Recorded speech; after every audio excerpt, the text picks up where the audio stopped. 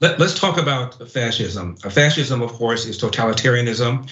Socialism is when the government owns the means of production. Fascism is when the government allows you to own the means of production, but then tells you how to produce. I'll give you an example.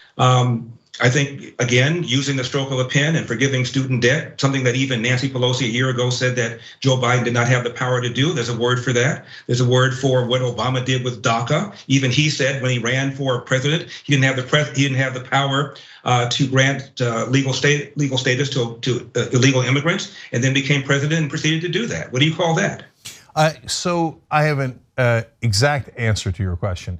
So I'll take one of the examples that you gave, Nancy Pelosi saying that Joe Biden does not have the authority to do student debt relief. The reason she says that is because her top donors are bankers, and she doesn't want student debt relief because she's a corporatist.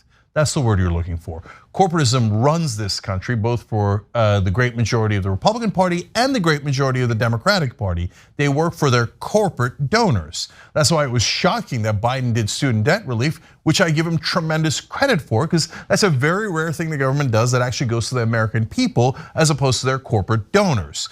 So the word you're looking for is corporatism. The Republican Party loves it, and it is destroying this country. So there's two things that I want to clarify here. First, just real quick on socialism. Socialism is not the same thing as communism. What you described as communism, and I'm definitely against that. And by the way, I call myself a capitalist, but to be fair to the socialists, Norway is socialist and it's a perfectly lovely country, and it's not as you described it. Now, in terms of whether the government is too big, I did not say that the government was too big. I did not accuse you of being a communist. I just said the definition of socialism. No, I know you didn't. You said the definition of socialism, which is actually the definition of communism.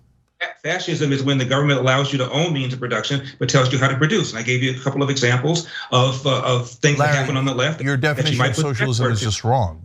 What the definition you read is of communism, not of socialism. So that's what I wanted to correct. So, but